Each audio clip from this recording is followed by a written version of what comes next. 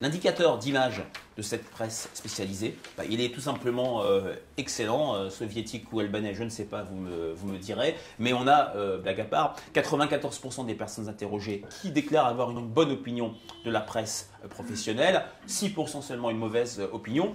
J'apporte un élément de nuance cependant, mais qui est normal compte tenu du public que nous avons interrogé. On a une part beaucoup plus importante, à 81%, qui ont une assez bonne opinion et une part plus marginale, mais c'est un bon socle de départ, 13% qui ont une très bonne opinion. Bien sûr, compte tenu de ce rapport de force excellent, il n'y a pas de différence très forte selon les différentes catégories. Il n'y a qu'un élément que je mettrai en avant sur les aspects moins favorables, c'est qu'elle est considérée comme chère. Au-delà de ça, on a des jugements très positifs qui s'articulent autour de trois grandes dimensions.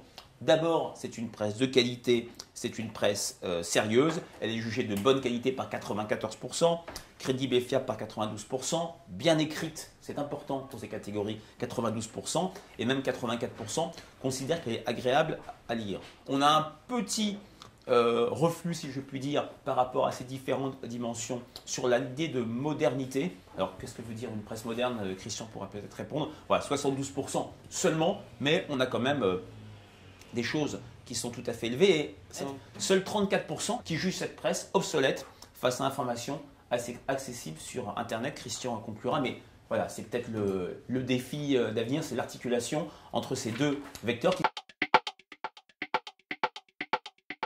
c'est la presse professionnelle qui est le premier vecteur d'information, aussi bien en absolu, c'est-à-dire les premières réponses, à 30%, que en relatif, lorsqu'on est sur le total des citations. On le voit, il y a une concurrence assez forte d'Internet, Internet en général et surtout les sites Internet spécialisés dans son domaine d'activité. Donc c'est vraiment les vecteurs principaux. Une des questions qu'on se posait, est-ce que c'est vu de manière concurrentielle ou de manière complémentaire? On a pour l'énorme majorité des personnes interrogées l'idée que c'est complémentaire par rapport au titre papier qu'ils consultent. Donc on n'a pas, auprès des personnes que nous avons interrogées, l'idée d'une guerre des anciens et des modernes, du print versus du web. La richesse d'informations, le fait que ces sites soient des mines d'informations et la perception la plus fortement associée au site internet des titres de la presse professionnelle, 95%.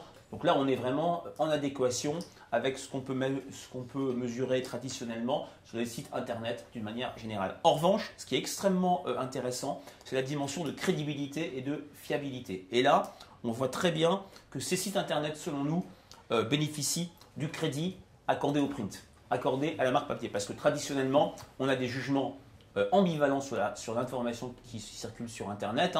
Bien sûr, elle est riche, on trouve de tout, mais quid de la crédibilité, quid de la fiabilité. Et là, on a quand même l'idée que c'est crédible et fiable, et là, c'est un vrai décalage par rapport à l'information sur Internet.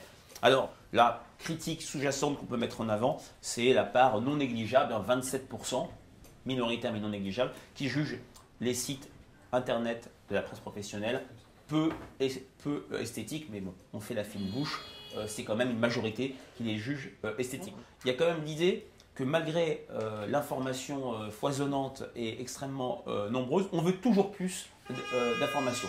Il n'y a pas d'assèchement, il n'y a pas de reflux de posture, il n'y a pas l'idée qu'on en sait déjà assez, on n'en veut pas plus. 82%, c'est quantitativement l'opinion la plus fortement exprimée, déclare qu'il est vrai, qu'il souhaiterait pouvoir disposer de davantage d'informations dans son domaine d'activité. C'est un défi pour la presse professionnelle, mais c'est plutôt le signe de sa bonne santé.